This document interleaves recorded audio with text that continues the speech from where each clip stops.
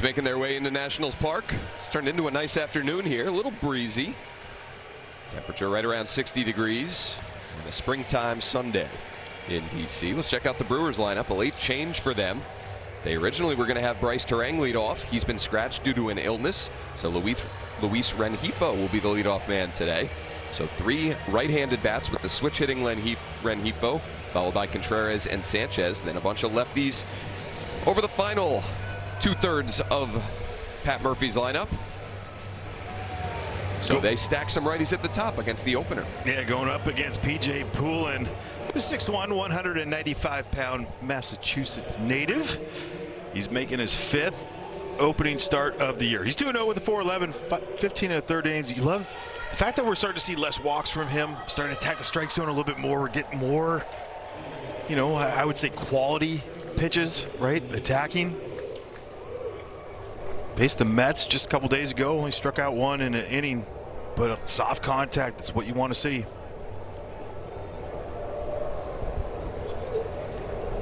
P.J. Poulin is ready, so is Rengifo.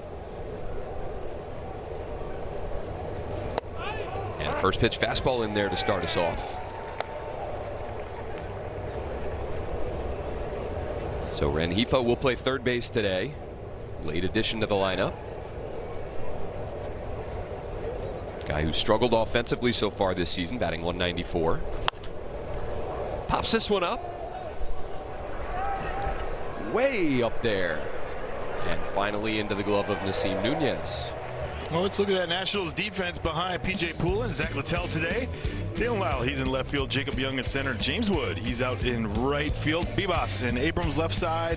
Nasim Nunez and Luis Garcia Jr. on the right with Keibert Ruiz behind the plate.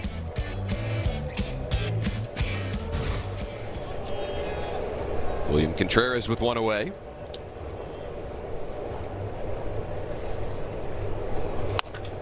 Swinging first pitch and fouling it off. Brandy, a lot of talk about the Nationals defense after yesterday's game. Blake Butera had some comments, and I think we thought that they were very fair, critical but fair, about his team's defensive play. The Nationals have made 32 errors this season, 2 of them yesterday. By far the most errors made of any team in baseball. I mean, whether they're fair or not, he spoke a truth. And I feel like that's what you have to do. It's not calling any teams out. If you're basing everything off of something that's factual, you're just letting everybody know. The comment from Blake Butera, among others, we can't lead the league in errors and expect to win. He said we have to start going about things differently from a preparation standpoint, a before game work standpoint. So the boys were out there today before a day game, a little more intensity in their pregame work. With pitchers involved as well. Again, they've changed routines. They've changed the way they work. The infield stuff before games is great. It's fantastic. It's at the end of the day, players have to make the plays. They have done so much more than we have seen in the last couple of years combined already in this 1 month, and yet the errors are going to show you they need more work. Changeup misses down to Contreras, 1-2.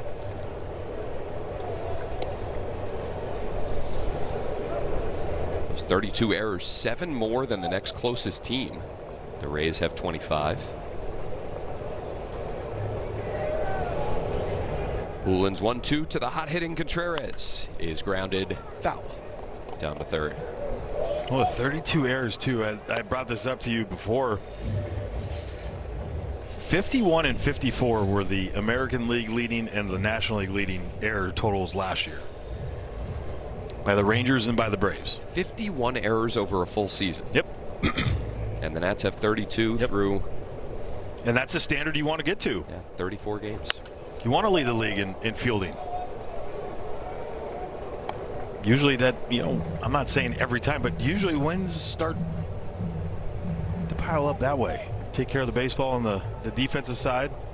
Especially if you're not striking a ton of guys out. That's the big part. If you're going to strike guys out, your defense is going to lapse at times. 2-2 to Contreras. But the fewer strikeouts you have, the more balls that will be put in play. And you got to make the plays. Right. Contreras 5 for 9 in this series. 3 runs driven in. Swings at a 2-2 and chops it over to second. You see Nunez fields pop-up and fields a grounder. And there's 2 away. Dan, what's interesting right now, too, with P.J. Poole, you got to expect that he's going to go 2 innings today. Zach Littell's not even throwing in the pen. Well, they got lefties in the 4 and 5 spots in their lineup in Jake Bauers and Garrett Mitchell. And the Nationals trying to find something that works for Zach Littell. We'll talk about him as he enters. Sweeper missing away to Gary Sanchez.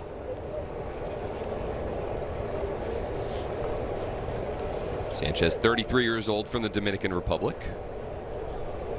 Looking for his first hit of this series.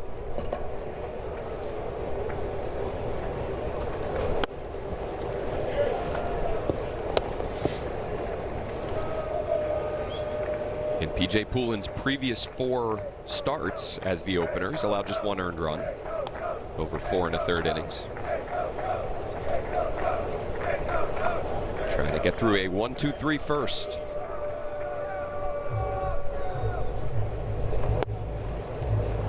Two 2-0.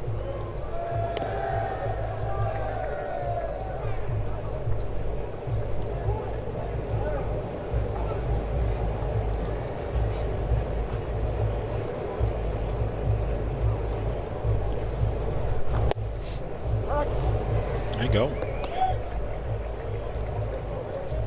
It's hammered left-handed pitching this year. It's Gary Sanchez. 9 for 21, 2 homers, and you get a 2-0 take like that. Here we go. Use that. I'm at 3-0. And then a pop-up. C.J. Abrams using his bare hand for shade. Makes the catch. And P.J. Poulin a 1-2-3 first on 14 pitches. A clean start for the Nats today.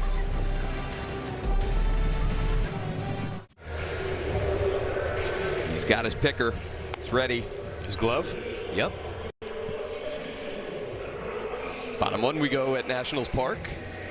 James Wood striding to the plate. He'll be followed by Luis Garcia Jr. and Jacob Young in the 3 spot today. C.J. Abrams will be the cleanup man with Dalen Lyle behind him. You see Nunez up to the 6th spot with Tena, Bibas, and Ruiz the bottom 3rd.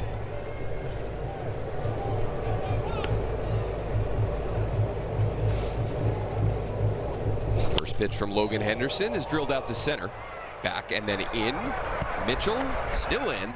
Wind playing tricks with that one.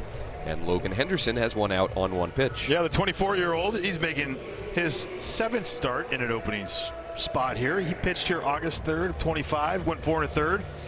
Last year struck out 33 in 25 innings in his 5 starts. Good arm, live arm, 27 1/3 overall. Has 1 start this year, 3 hits, 2 earned runs. Pretty easy on the pitch arsenal when you look at it. 4-seamer, changeup, cutter, occasional slider, but it's 4-seamer, changeup.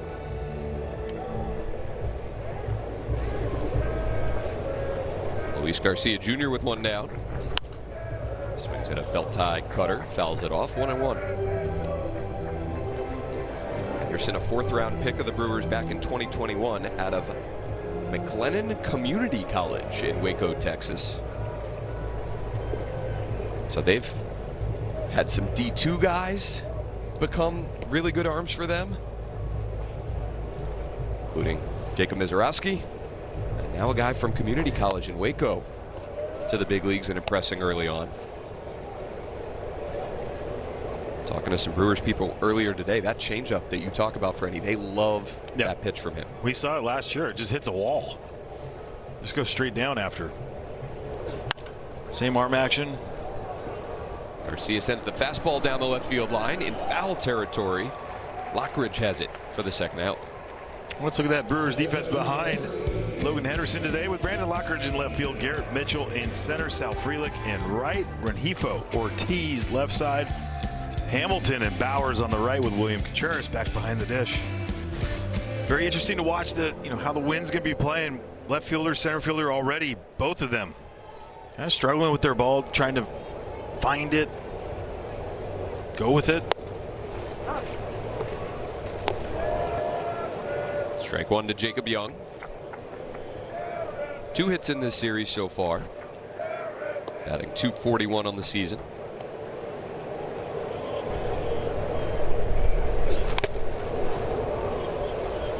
Got a piece of the cutter, and then it got a piece of Rob Drake. Love the Drake. Rob has the plate today.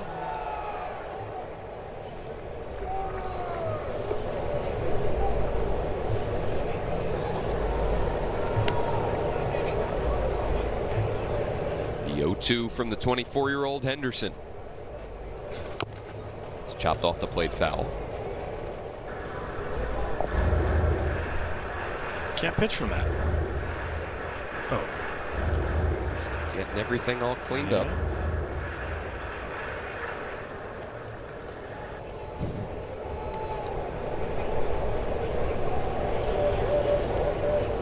Another 0-2. Way outside. I've seen some pitchers walk around barefoot before a start to feel the earth. Zach Littell is feeling the spikes there. Now, if he was barefoot and did that, we'd have issues on that one. Wouldn't feel good. No. Oh, Jacob Young thought about challenging. He will not. And Henderson a strikeout to complete a 1-2-3 first.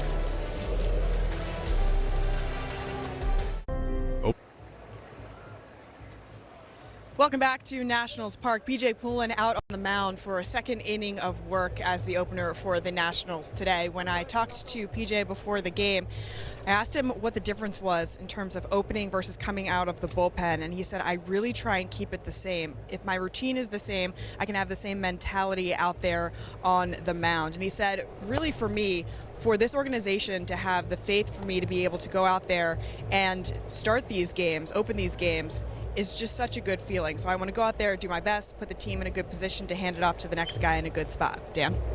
Thank you, Alexa. Yeah. Sounds like the perfect PJ Poulin answer. He's just such a nice guy, so level-headed.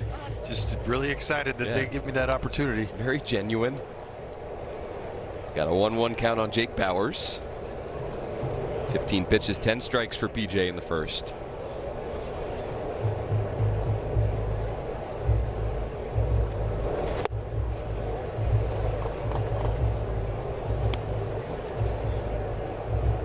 Does have to be cool though, Franny, in all seriousness, for a guy that took him so long to reach the big leagues. The Nationals claim him off waivers from the Tigers last year after the Kyle Finnegan trade. Finally earns a big league opportunity, and now, yes, just as an opener, he's starting games in the big leagues, so nobody can ever take that away from him. No. I'm also trying to think about, like, timing-wise, be on pace for like 95, 100 appearances this year. This is his 17th game already. Fastball missing away, and the count goes full. No, but just the way, I mean, considering the way that he has, been used when he came up, right? 28 games last year. Getting the opportunity. Fighting his way to be on the team this year. I mean, so many good things. He's starting to kind of feel that what he needs to do to get back in that zone more times than not, to get the strikeout and do the things he did against lefties last year. Goes to the sweeper in a 3-2 count and gets a swing and a miss from Bauers. So Poulin 4 straight retired, 1K. Oh, great sweeper. Strike the entire time. Didn't need Chase to get that. Beautiful.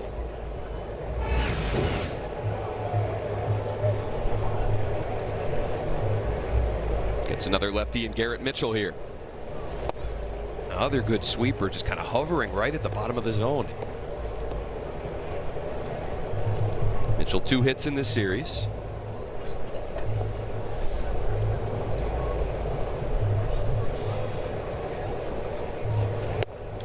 It's interesting for the Brewers in getting swept in that series at Milwaukee a few weeks ago when the Nationals took all 3. They hit 6 homers. 0 wins. Yep. In this series, the ball has stayed in the yard for them, and they've picked up 2 victories here at Nationals Park. More of their typical formula, I guess. Sweeper away, and it's 1-2. Oh, they're never dependent on it. And that's why I feel like the mistakes against them are so different, because they're not like the mistake that you're going to be like, oh, well, here comes the homer. It's they just keep grinding you away. And the exact type of team that if you don't play clean defense against them, they will punish you for it. And they've done that in these first 2 games. They swept the Nationals here in a series last year. Swept them at Milwaukee as well. Nationals still a chance to win the season series with a win today. Sinker fouled off and Mitchell stays alive. He set himself up for that sweeper now. Either that or go back to that sinker in.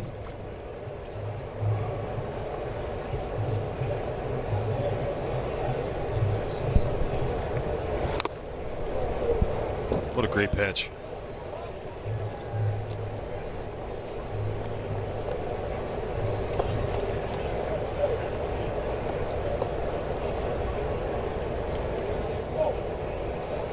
Did you do enough work inside to get back out there with the sweeper? Gave her a tap of the dirt, then goes back down and away, and the sweeper just missed.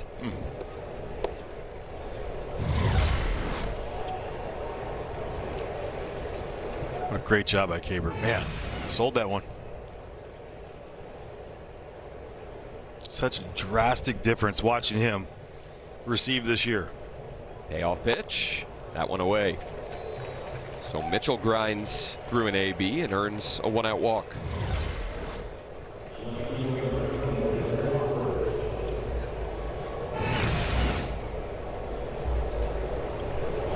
One aboard now for Brandon Lockridge.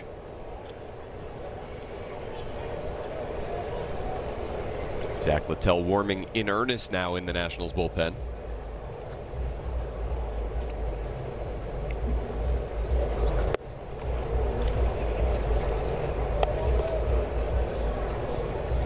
I wonder if it's to get through Hamilton. Have him face 8 hitters. Yeah. Pitch count at 30 now for PJ Poulin. Lined out to left center. This ball struck well, and it'll get down for a base hit. Jacob Young going to throw into second. Lockridge pushing for 2, and he's in there. Mitchell a 1-out free pass. Lockridge a double right behind him. And now 2 in scoring position for the Brew Crew. We got a sweeper. It stays up in the zone, middle part of the plate. Lockridge staying tall through that swing. Really good job by Jacob Young. Look at CJ pointing at second. Think second, try to get the guy at second or keep it at first, but he was thinking 2 right out of the box. Brandon Lockridge has made an impact early in these last 2 ball games. A 2-run single in the first inning yesterday, and a double here in the second inning today. Now Sal Frelick. Sweeper spins in for strike 1.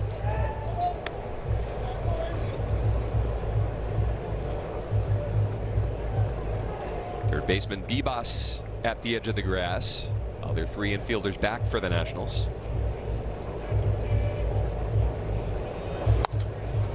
Frelick a pop-up right side. Nunez will take charge. And he has it. Big second out for PJ Poulin. Yeah, great job by PJ. Great job by Nasim right here. We know Louis can handle these, but if he's kind of backpedaling on that, you never know what's going to happen. Seam right away. I got it. Scare off Louis. Louis gets out of the way.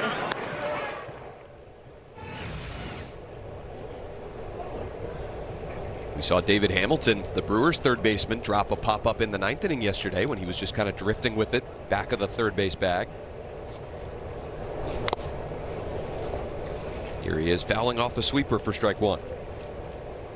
Originally was going to play third base today when Rengifo had to enter the lineup for Bryce Terang.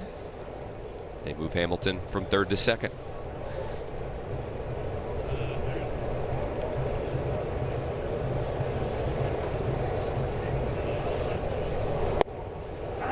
Strike 1 at the knees. Or strike 2 at the knees, rather. 0-2. Still an above average defensive player for David Hamilton at second base, but man, that's a huge opportunity without Terang there. He's Platinum Glove Award winner. and we've seen it against us in the last couple of years. The 0-2, he squares to bunt, offers at it, and that's strike 3. So PJ Poulin strikes out 2 in the second, leaves 2 in scoring position. Fantastic work from the opener to get 6 outs.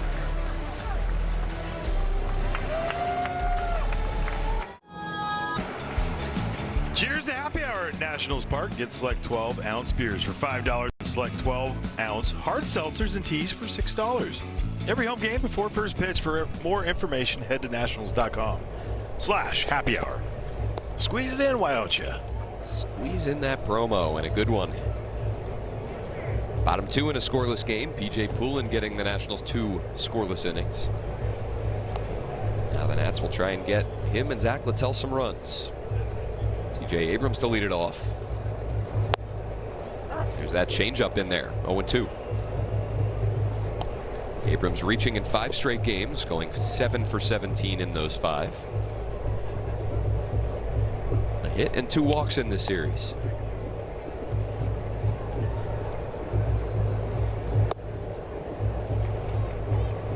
It's that little deception too, because he kind of closes off when he's throwing to you.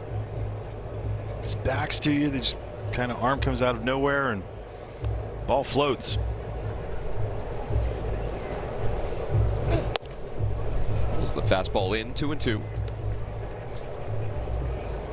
Henderson, the Brewers' number 6 ranked prospect according to MLB Pipeline. Number 99 overall across the major league landscape. Foul tip held by Contreras. And back-to-back Ks now for Henderson. On the changeup, see it. It's more or less just trying to go middle of the plate, let that natural run happen. If it does, if it stays up, it stays up.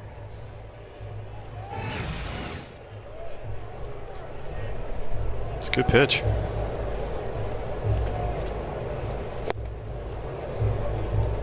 Randy, because the Nationals are a little bit more left-handed heavy, do you think that that makes them susceptible to an extent when they face guys that have really good changeups like Henderson? No, I mean, they're guys that have good changeups. There's guys that they're going to hammer that have good changeups. Luke Weaver had a great changeup. CJ drilled him. Changeups are underrated. They're as good of a. If you have a good fastball and you pair it up with a great changeup, that's all you have to have. You don't need spin. Lyle awaits an 0-2. Fouls off the changeup.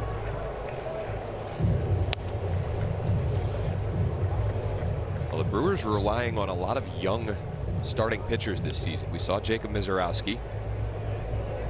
Henderson, one of 5 starting pitchers along with the Miz, 25 years of age or younger, that Milwaukee has used this season.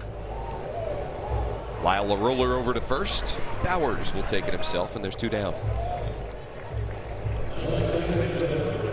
Facts are facts, and these facts show that the Nationals have been a totally different team away from Nationals Park this season. 12 road wins compared to just 3 here at home. The run differential jumps out at you. Yeah, because it's not all the, a lot of times we look at it and you're going, oh, it's the offense, they're not doing much. It's, I think, more or less the pitching and defensive side.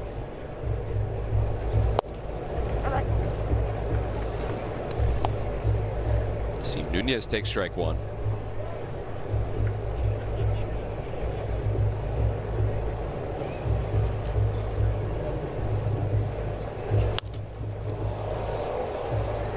Fly ball out to right, easily handled by Frelick. 6 up, 6 down so far for Logan Henderson.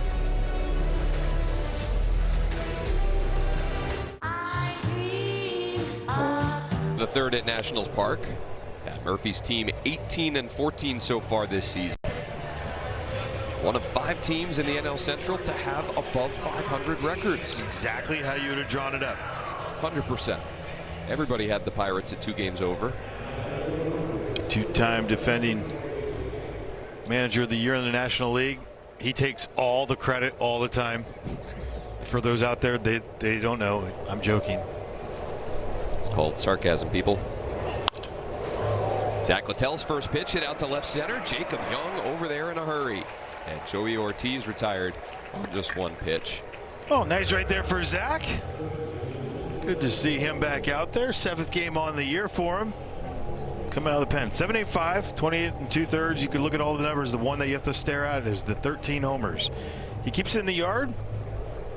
Gives his team a chance. That's it. There's your scouting report. Face the top of the order, Luis Rengifo at fire strike one. Just back to that NL Central thing for 1 second. The last time all 5 teams in one division were over 500 this late into the season, it's just 3 years ago, 2023. The AL East, September 14th. All 5 teams were over 500. That is late into the year. That's a tough thing to do. And everybody else was just terrible. Like it was, remember the Central, that was that the Royals that year? No, the Royals weren't. It was the Guardians won it. The Royals were number 2 in that division. And they were close to 500. Yeah, hovering around there, yeah.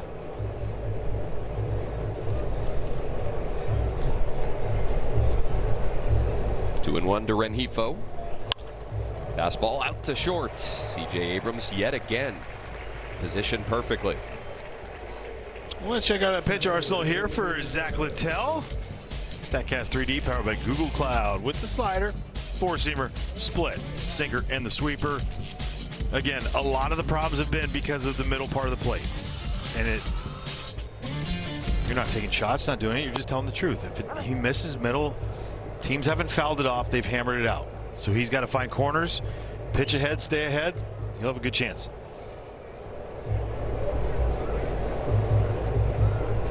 This is William Contreras with 2 out, nobody on. How you want to see him lately.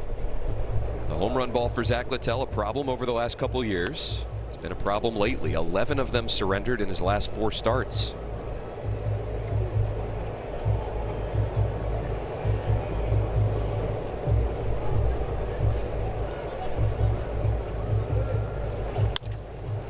Gets weak contact here, out to second. And he'll set the Brewers down in order in the 3rd. Poulin and Littell off to a nice job so far. I'm a 200. Welcome back. As we go bottom 3, let's take a look at the schedule ahead for these Nationals. Day off tomorrow. And then the Twins come to town. We'll welcome Josh Bell back. 3-game set against them. Then it's off to Miami and Cincinnati. And then 2 weekends from now, the Battle of the Beltways. Exciting. So exciting. Love it. I was nerding out right now. Deep into your nerdery over there? Yeah, I was looking at errors and what we were doing. And what'd you find? Well, on at home games, Dan, 15 home games, we've made 13 errors in the infield. Just in the infield? Just in the infield. 10 on the road. So the road ahead is you got to find a way to catch the ball here at home. Make it a home field advantage. You got to pick it. You got to pick it here. Jose Tena leading off bottom 3. Be followed by Bibas and Ruiz. Well, this is not an excuse, and it's certainly not an excuse for poor defensive play. But the Nationals have faced a very tough schedule. This is their 23rd game against a team at 500 or better this year, tied for the most of any team in the majors with Miami. Well, it's the great test too, because against great teams, against good teams, you got to do what? Take care of baseball. You got to take care of the baseball. And they haven't done it consistently enough, and it's not from lack of effort or lack of work. And really, it doesn't matter who it is, right? I mean, it's the big leagues. You got to catch the ball. Tena unable to check his swing, and he's a strikeout victim of Henderson. 3 Ks now for him. Yep, he went. His changeup is really good. It's now the Nationals' 16th home game, 13 against teams at 500 or better.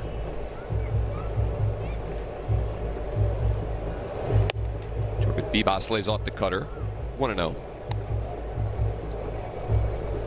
No, one of the teams that we thought, that was going to give you a little bit of a breath at the beginning part of the year was the Cardinals, and they've continued to play great baseball. Right. Their infield defense has been fantastic, especially last night against the Dodgers, turning 4 double plays, but just they take care of the baseball. And they keep themselves, when you're playing at the margins right there, it's going to give you that opportunity, that chance.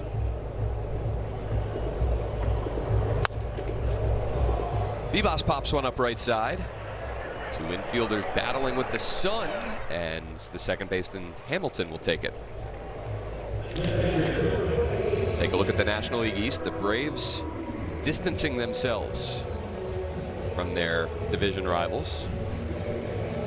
Phillies dropped a game yesterday to snap their brief 4-game winning streak. Atlanta, though, getting some troubling news out of their game yesterday. Ronald Acuna Jr. left with a hamstring issue. Haven't yet seen any news on the severity of that hammy. Didn't look good. He hasn't been clicking to start the year, but that's a guy that... But that's what happened, the previous year after coming off the ACL. And he popped off. It was a little bit, let's say less. It was like mid-April where then he started to fight it again. He went 40-70, just the average human. But they've had so many guys. They've had so many guys step up in that for what he's not doing. Michael Harris II. Gabriel Ruiz, a line drive down to first, picked by Bowers. I'll remember other names when we get back. So that's now 2 Brewers starters in this series to go through the Nationals order the first time without a hit.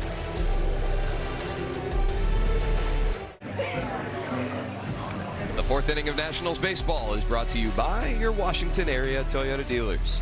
Shop Toyota for legendary style and reliability. Check out the all-new RAV4 at Toyota.com.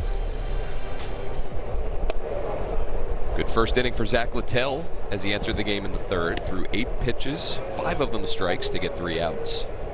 Now faces Gary Sanchez leading off the 4th.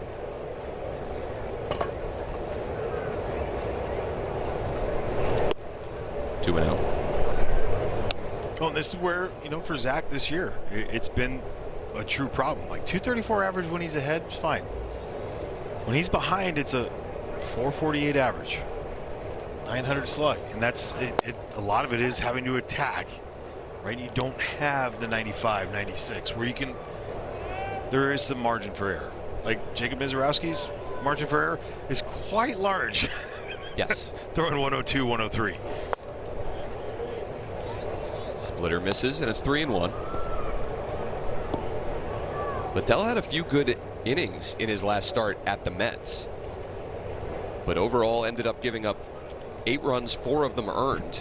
And asked by reporters afterwards about a few of those positive innings, he said it kind of all feels like it was for nothing. The end result is what stayed with him, and you understand why. As Young catches the Sanchez pop up for the first out, it's a guy that's used to having success, Franny, whether it's been in the bullpen, it's been in the rotation. The Nationals signed him to a 1-year deal, $7 million, and yes, he got off to a slow start, signed, late. Couple weeks into spring. I mean, the guy had 32 starts last year at Great American Small Park and George M. Steinbrenner Field. Right. Like literally 2 of the most, to pick his launching pads you're going to have in a baseball. He hit 381. That's success. Yeah. Bowers retired on a ground ball to second. There's 2 away.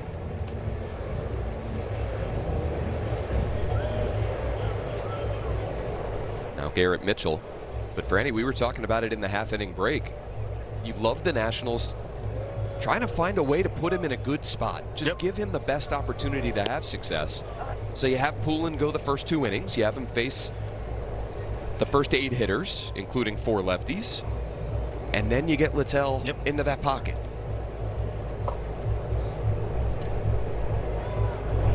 And I liken it to the Miles Michaelis way. And for a couple starts, they had openers for him, whether it was light or not. He performed like, I don't want this situation to happen again, which is awesome. Like, that's what you want. You want your guy to fight that. and he goes out against the Mets the other day and pitched great.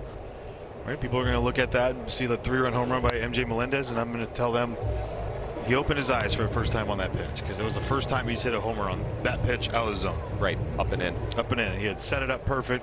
He got beat. But it built the confidence, I feel like. Just that. It wasn't lacking confidence, but just built that in-game confidence for Miles, and he just started to, 2 great outings before, gets to a third. Now let's see where we go. And see where you go with Zach Littell, who's trying to do that same thing. 2-2 now to Mitchell, misses down and away. Paul Taboni met with reporters in New York, I believe the day after that Zach Littell start, maybe it was preceding it, and said, we're going to stick by Zach Littell. We believe in this guy. He's going to eat innings for us. He's going to be an effective pitcher for us. Called strike 3. Rob Drake rips the pages. And now Zach Littell has retired his first 6. James Wood ready to lead it off for the Nats in the 4th. Looking for some offense here at home. Try to take this series finale.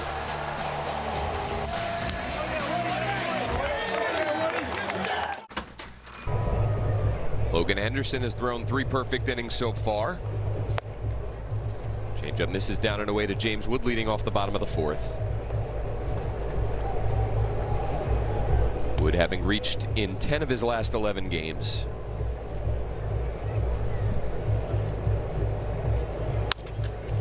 Was this one just foul? In those last 11, Franny, 9 hits for James, 14 walks. Yep. Yeah, not a lot of multi-hit games for him because they're not allowing him to.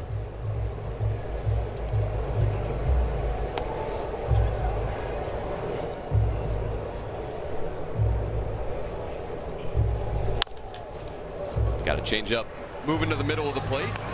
Rounded it over to first. Henderson covering for the first out.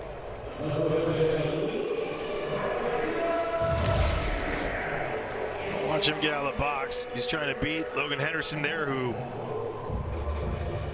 by my count, if he hesitates one bit, James is safe.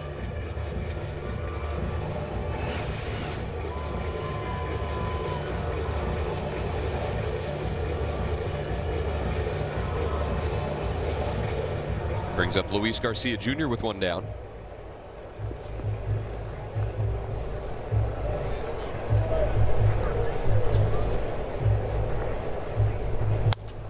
First pitch swinging, pops it up, out of play.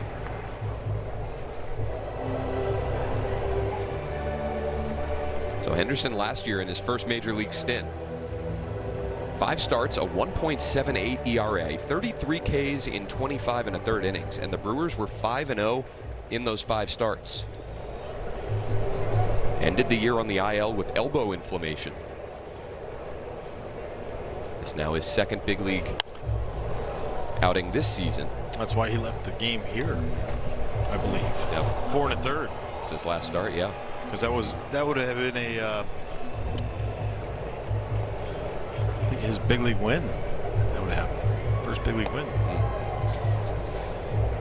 No, that would have been his 4th big league win. Sorry. Garcia swings through the fastball. Make it 4 Ks now for Henderson. Well, join us on Friday, May 29th, for our first post-game concert of the season. Watch the Nats light up the ballpark and stay after the game for a dynamite performance by Dio Cruz. 2 shows, 1 ticket. Head to nationals.com/summer concerts.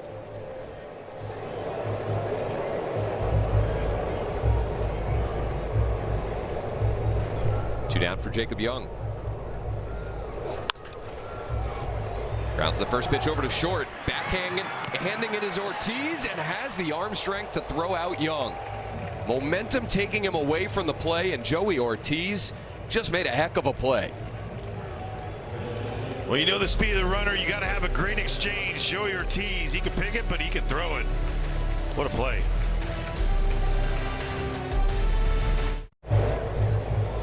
Love seeing the little ones at the yard. Scoreless ball game as we go to the 5th. Zach Littell has retired his first 6 on just 20 pitches. They'll face 6, 7, 8 for the Brewers here in the 5th inning. Lockridge, Frelick, and Hamilton.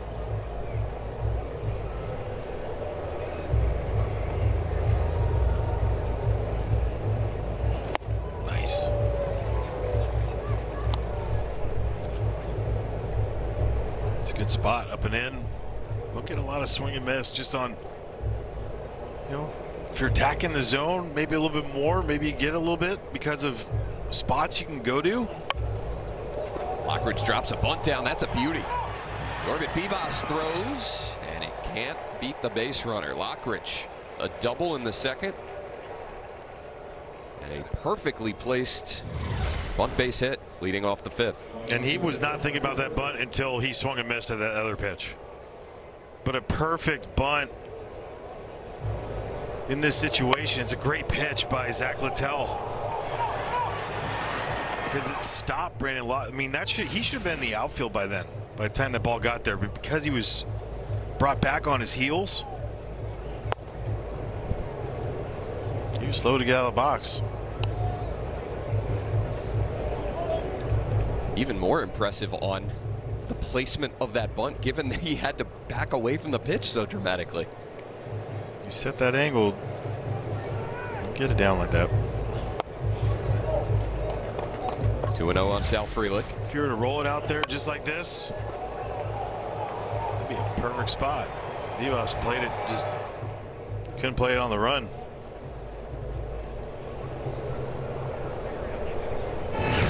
So Lockridge now 4 hits in this series. That fastball missing, and it's 3-0. Good no challenge there by Keibert Ruiz. So the first base runner against Littell today. All the way from the first base side of that rubber. Fire strike one.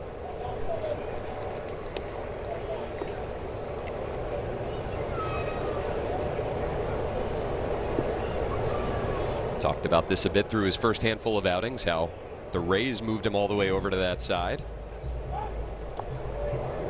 Snap throw over there, and Lockridge gets back.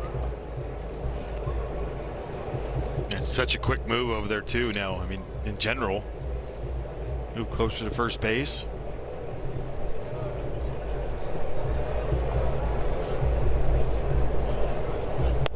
Up and in with the slider. Now back-to-back base runners here for Milwaukee. 2 on with nobody out.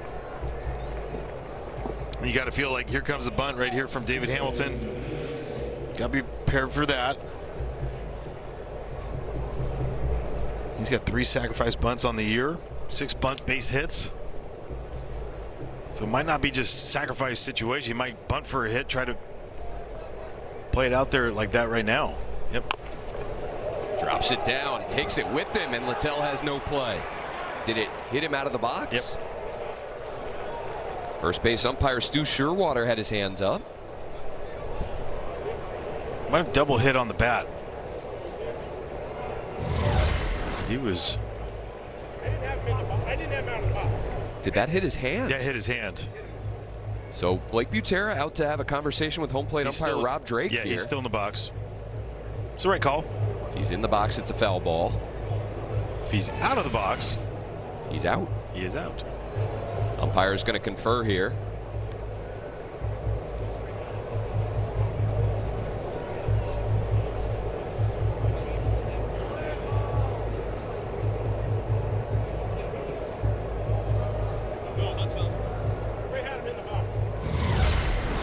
Like what he does right here. Just look at his eyes. He's behind the barrel. He does such a perfect job on that.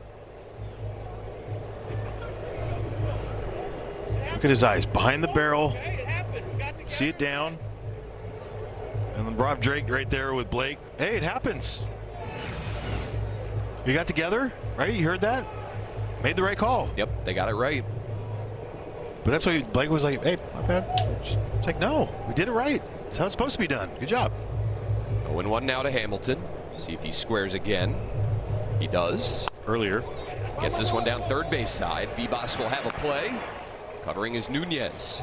So 5-4 on the sacrifice. Lockridge to third, Frelick to second with 1 out. And if you're a really good bunter like David Hamilton is, first one's for you. Next one, make sure you get it down earlier. So, I mean, as far as setting earlier as he did, give yourself a chance. Bibas, a good play. Two in scoring position with one out. And Joey Ortiz takes ball one. I wouldn't be surprised if they try to pull off a safety squeeze type thing right here. See the numbers for Ortiz this season. 186 average. OPS in the mid 400s. Swinging away and skying one out to left center. Jacob Young playing shallow, has to go all the way back to the wall. Makes the catch. Tagging at third is Lockridge. And Joey Ortiz, big swing from him. Breaks a scoreless tie in the fifth, his 8th RBI. Makes it 1-0 Milwaukee. Yeah, great play by Jacob Young on this one. Great base running by South Frelick too. He kind of started towards at second base, but he went pretty much, what, 3/4 of the way to third base? What you're supposed to do with one out. Good play by JY to make sure that you get back there in enough time, not drift on it. Makes a great play. So this is Brewers baseball, Franny. A bunt base hit to start the inning, a walk, the sacrifice bunt, and then a sacrifice fly. And now they have the lead. Yep. Well, and then your pitcher's throwing a perfect game. So, yeah, I guess you could say it's Brewers baseball. Top of the order, Luis Rengifo with 2 away. Frelick still out there at second. He had that stolen, too. He was going. Rengifo saw that, and he shut it down for him. Frelick didn't trust it. They call that a ball? They called it a strike. Okay, I was like, whew. 1-1 to Rengifo, who swings and grounds one over to second. You see Nunez will field it, throw out the leadoff man, but the Brewers get the first run of the game in the fifth. It's 1-0.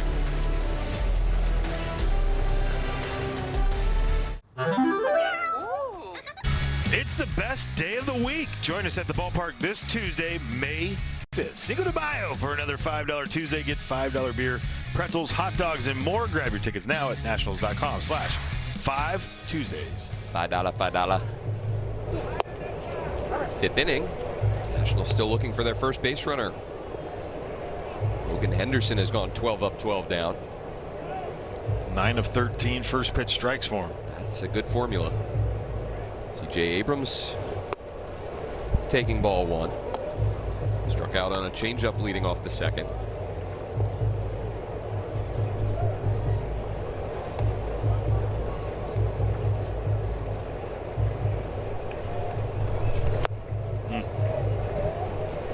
So interesting, Franny. We saw Foster Griffin here yesterday with the 7-pitch arsenal. There's so many ways to have success at the major league level.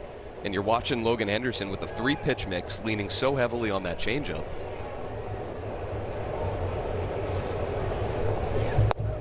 Spins in the slider, which misses away. And that's why it's so, the changeup's so effective in more ways than none. Because, like, you look at it, he can throw for a strike, right? But he's not leaning on just the chase and whiff. He's only got 2 swings and misses on it. And both were CJ. Right, so it's for the soft contact, just to get you off that fastball just enough. And like, there's soft contact, there's pop-ups that come with it. And when you can match them up, you can pair them up, same tunnel. Change up hit hard, picked by Bowers over at first, but nobody covering. Did he fall? C.J. Abrams hustling the whole way. And a leadoff infield single here in the fifth gives the Nats their first base runner. I think he either fell coming off the mound, but a great play by Jake Bauer saving extra bases on this one. He had no chance. Yep, he fell. So it wasn't his fault for not getting over. It just sniper. That's how you're gonna. That's how you lose a perfect game. Yeah. Well, the Nationals now get him out of the stretch. Speed on the bases in Abrams. Maybe that's all it takes. Dalen Lyle with a man on. Change up missing up and away. Now you get him out of the stretch. Hopefully you get something a little different.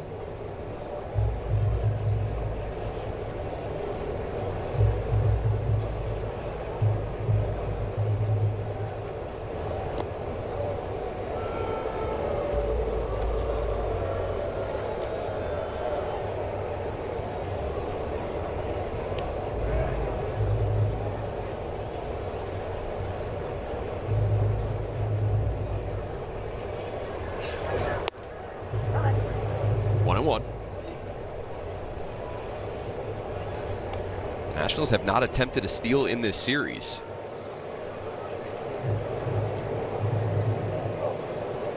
Only gave up 3 this year in the minor leagues. 5 last year in the minor leagues total. Pretty quick to the plate. I mean, it's not one of those guys that you're worried about. You know, you take off thinking about spin, ball and dirt, a whole lot of. It's not what we've seen from him.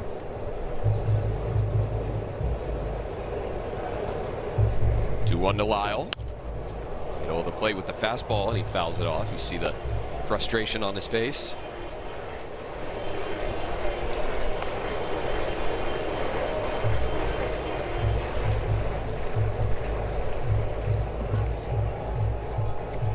Fake shake a couple times.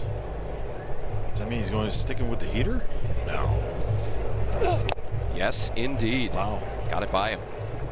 Well, sometimes, you know, catchers will do that too. You'll see them kind of shaking their head.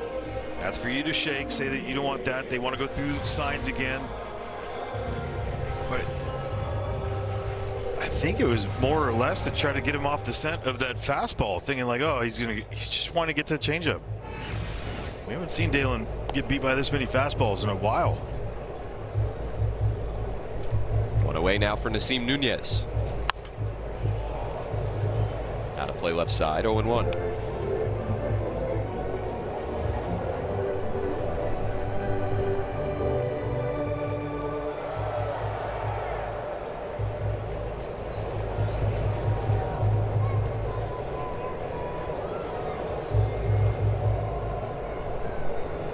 Snap throw over there, Abrams back.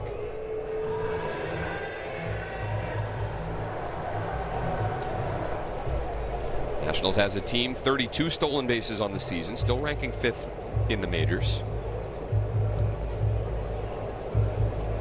Abrams with 5 of those. He holds as Nunez gives a 3/4 swing. Can't get to the fastball, and it's 0-2.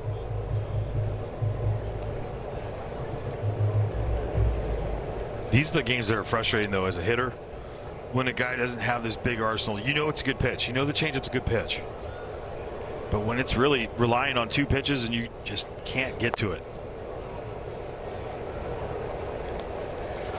Well, for a guy making just his 7th major league start, Henderson does not appear to be lacking confidence in attacking the zone. Seems to have a pretty good idea of how he wants to attack with that 3-pitch mix.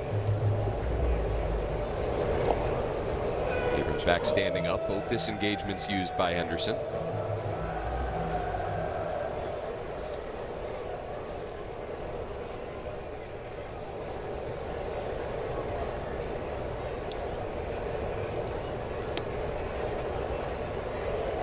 Larger lead for Abrams off of first.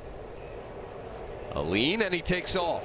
Nunez takes the ball high, and CJ into second base safely. His 6th stolen base of the season, and the Nats have their first man in scoring position today.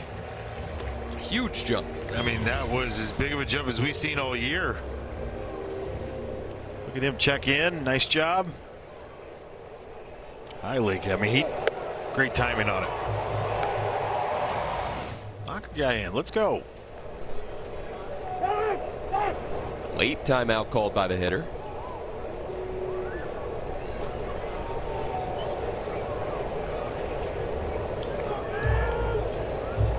Nationals with just 2 runs in this series. Single runs on Friday and Saturday. And now Nunez going to give him a run here today. He'll single to right center to bring in Abrams. And these 2 teams trade runs here in the 5th inning. It's 1-1. Oh, what a great job by Nasim Nunez, staying in on that changeup just long enough. It's a perfect down and away. Corner shot, stay through it. And he did. Great job by Nasim. Good read by CJ Abrams on that. Maybe get some action over there now with Nasim.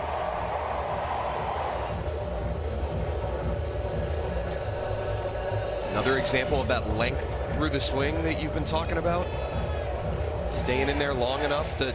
No, that one, Dan, was just pure luck on it, okay?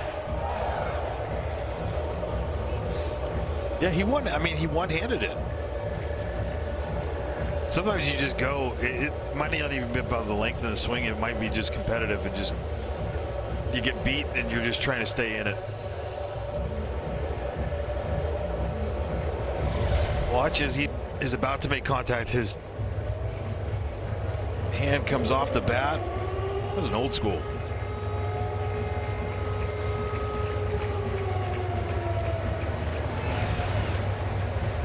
Seam picks up his 11th RBI of the season, and we've got a tie game here in the 5th. That was like that old Kenny Lofton swing. Now Nunez takes off, and Tenna swinging at the first pitch fouls it away.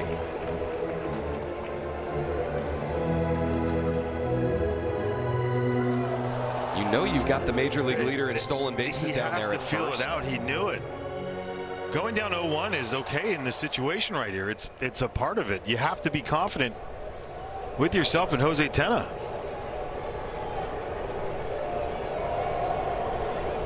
Longer hold by Henderson. Strike 2 on the outside edge. Let's go down to Alexa Dat. Dan Blake Butera joked that Nas scares them on the base paths. When I brought that up to Nas, he laughed and he said, "It's cool that they're letting me be aggressive and be me." He mentioned he's always paying attention to when it's a good time to steal, and one way he does that is through first base coach Corey Ray. He gives Nas the pitcher's delivery time to the plate off of his stopwatch, and that number determines how likely Nas is to steal. If it's a higher number, say 1.45, Nas feels good about his speed, but a quicker pitcher like a 1-1 to the plate, he'll maybe pull out a delay steal or be extra aggressive on his dirt ball reads. He creates chaos on the base paths, Dan, and this is something that's commonly done around the majors, this stopwatch time, but it's something that Nunez and Corey Ray kind of have their own language about. It's kind of cool. Thank you very much. Yeah, good communication over there between base runner and first base coach. Nunez has to get back quickly and just gets in ahead of the tag of Bowers. And this is a part of it of having a left-handed first baseman. You let that ball travel a little deeper. Great scramble right there. Nice job by Nas. Yeah, 1-2's average coming into the into a game for a pitcher. You get over that, you start getting more and more guys creep out. 1-4 or 5, you're walking into second base. You don't have a lot of guys that are 1-4, 5, 1-5 anymore. Nunez 14 stolen bases in 16 attempts this year. He goes on the 2-2, which Tenna flies out to right center. Moving after it, Frelick at the track. It'll bounce off the wall. Nunez will easily come to the plate as Tenna heads for third. In with a slide and an RBI triple for Jose Tenna. Had a pinch hit homer on the last road trip. And a triple here, giving the Nationals the lead in the 5th. Well, a couple things. Another 2-strike at bat here for Nat. Cutter, middle of the plate. But watch Nasim Nunez as he gets going. He takes off. His eyes were on the ball the entire time. He went around second base. Noticed the ball was going to drop, and then he had the opportunity to continue on. But I mean, just the way that he took off, knowing exactly 4 steps in where that ball was, huge. Infield in for Milwaukee as Jorbit Bibas fouls one off. So Franny, we talked about it after that C.J. Abrams infield single leading off the inning. Get Logan Henderson out of the stretch. Maybe something will change. Nunez an RBI single. Now Tenna an RBI triple. And a chance for the Nats to do some more damage here with Tenna at third and just 1 out. Got to get this guy in. Got to get him in. Open throwing lane over there. Jose Tenna's got to be weary of that. Bibas looking to elevate something. Instead grounds this one towards the Nats dugout. Let's take a look at Nasim Nunez. Watch him, ID it, he sees it, now you're going to round it and take off. I mean, it's picture perfect in the way that you look at it based on the steal. 4 steps, look in, ball's hit, ball should be in the zone by that time, ball's hit, you see it all the way through. It happened to the Brewers yesterday, right? And we thought the Nats were going to get out of it with David Hamilton. It's not carrying. Little pop up over to third, caught easily by Rengifo. Some jamage there of Bebas, and there's 2 down.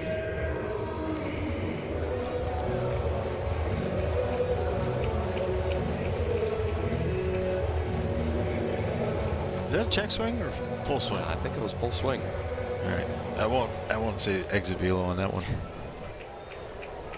So they're making Henderson work here in the 5th inning. He had retired the first 12 that he faced coming into this frame.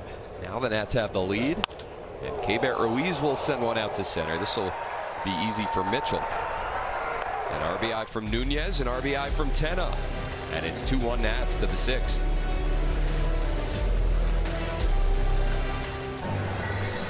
Nationals on top 2-1 as we go to the 6th. As we look at Foster Griffin, who has been dynamite for the Nationals this season.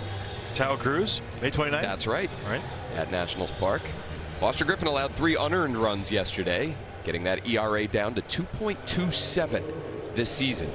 That is 4th best in the National League behind Holmes, Elder, and Sale. All this for a guy signed to a 1-year deal out of Japan, and he has delivered. He went from Foster who to Foster Griffin. There you go. I think it's fair. It's awesome. It's awesome to watch. It's not also awesome to watch that you see the RBI leaders being 1 and 2 from the Braves, and then 2 and 3 in the It's unfair, ERA really. is the Braves guys, and Bryce Elder, Chris Sale. Hit well out to left center. Over to track it down is Young, and Contreras retired to lead off the 6th. JY's starting to get some action out there. They're not as. I feel like we saw this early in the year last year where the ball was avoiding him. I think early on he didn't have great defensive metrics on everything. It's already a 1-0 AA now. Starting to pick up here in the month of May. I'm sure when the weather heats up and the ball starts flying a little bit more, he'll be having some fun out there. Gary Sanchez with 1 away. Pop up in a fly ball off his bat this afternoon.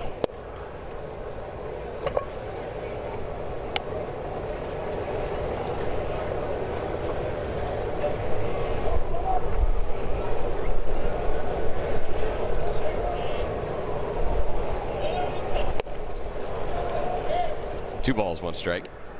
So interesting here. This is just the 4th inning of work for Zach Littell. Mitchell Parker starting to loosen. Got a couple lefties following Gary Sanchez. He sends one out to right center for Jacob Young.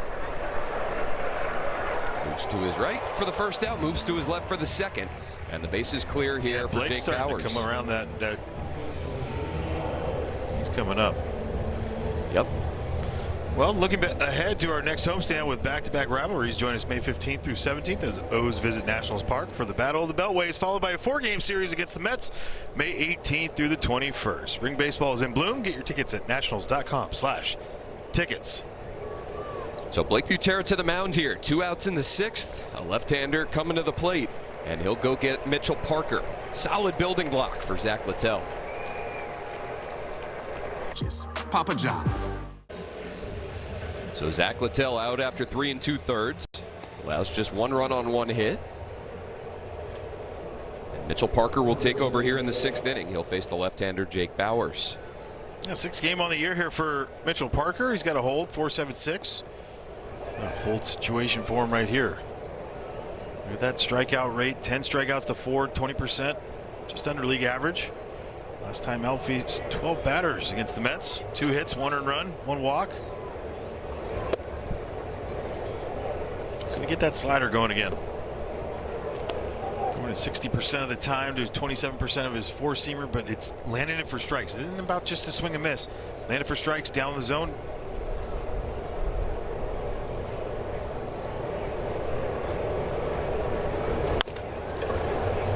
Ground ball out to short. C.J. Abrams has time to throw out Bowers. And the combination of Littell and Parker put up a shutdown inning in the 6th. Today. Well, 2-1 Nationals here in the bottom of the 6th inning. Logan Henderson, we're talking about how special that changeup is. Well, how about the ruler? This is from today. This is the difference. Look at the green. That's the changeup four-seamer. It's placed minus 5 feet. Just not getting to you. It's such a huge discrepancy. A great look at some visuals you can see. The cutter right there. I mean, pretty much average of what you would get, but that changeup four-seam combo is just incredible. Pitch is spinning there in freeze frame. Well, the changeup looks like that too. It's freezing. Yeah. James Wood swings at the first 2 from Henderson, fouls them both off, and it's 0-2.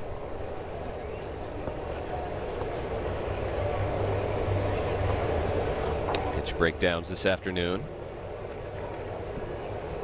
Used more changeup than fastball for a while, and then just recently started using that. I'm going to challenge this one.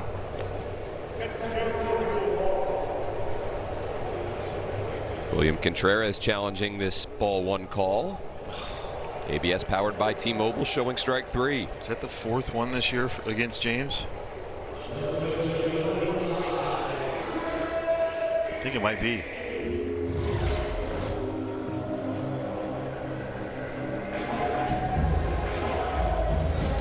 What are you supposed to do on that? Like, seriously. Yep. This is Curtis Mead now batting in the number 2 spot. He was in last half inning for defense. Luis Garcia Jr. out of the game.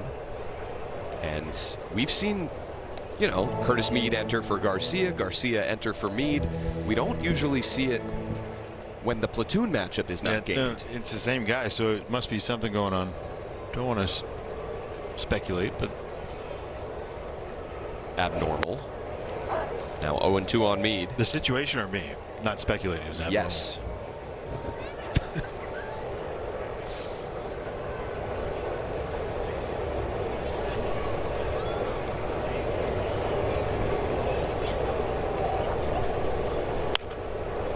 Mead fouls it off. There were a couple Australian media members here yesterday to talk to Curtis. One of them from his hometown of Adelaide, one from Melbourne. Huh? Melbourne. He's talking to them just about baseball in Australia. And Travis Bazzana finally got his first hit last night. yeah, former number 1 overall pick in Aussie. Mead down on strikes, back-to-back Ks for Henderson. Now 7 on the day for him.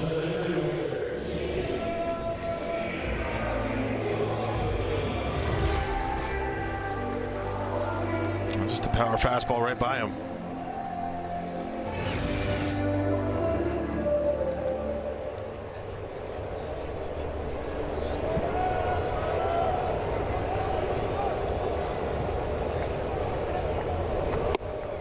Nationals just announcing that Luis Garcia Jr. came out of the game with right wrist soreness. So there's our explanation. That's not good. It's not because of the fact that Louis he doesn't complain about much ever. Right. Jacob Young pops one up into foul ground, right up against the barrier. Powers gave it a look, but it's out of play. You wonder if he's been dealing with that too, because I go back to that Jacob Mizorowski, a couple of bats against him were letting go of the bat. Yeah. It was his right hand. Right.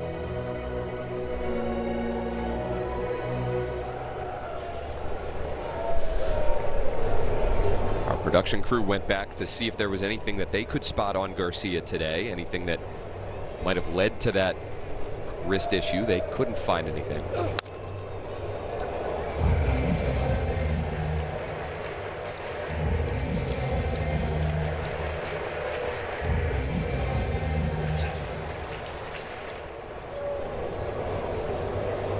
Count remains 0-2 on Jacob Young. Looking for his first hit today. Takes the slider low. Good take.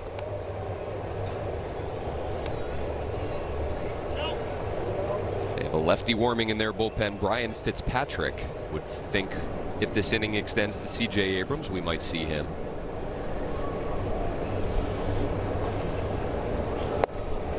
And it will not. Henderson strikes out the side in the 6th. An impressive 24-year-old right-hander in this Milwaukee rotation.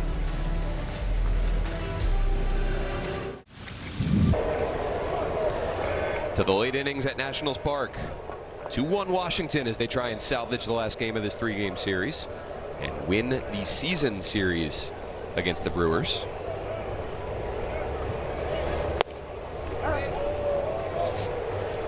Mitchell Parker lands a slider for strike one to Garrett Mitchell.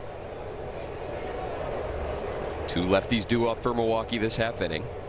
Mitchell and Sal Frelick with Brandon Lockridge in between them. Yeah, we've had two now that Jacob Young in his first AB and Kabert.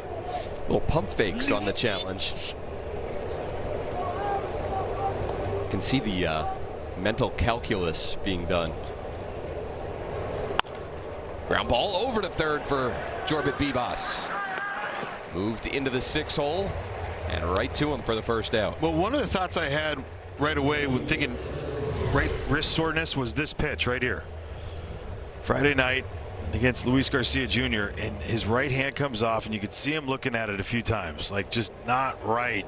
A little bit of a grimace maybe right there. Right there, but like, and that's the only thing I could think about with the right wrist. It just wasn't a normal swing that we've seen from Louis. Yeah. Now, again, it might not even be that, but that's like, it came to mind thinking about what hand came off the bat. It was his right hand, bottom hand. Memory. You're on it. Brandon Lockridge having a nice day, having a nice series.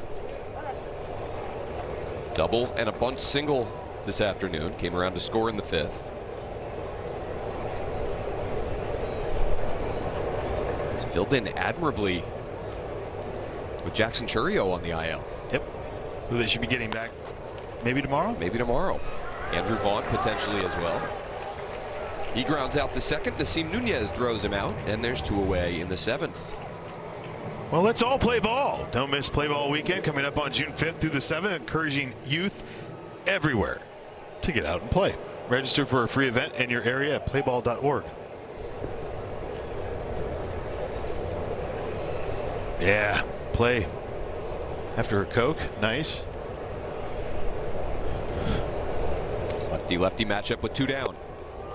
And ball 1 to Sal Frelick. Grab yourself a burger or hot dog and a Coke and then go play baseball. I mean, that's like perfect. I do that now, and I feel like junk. That's about right. Yeah. Big swing from Frelick comes up empty. 1-1. Listed at 5'9", played collegiately at Boston College.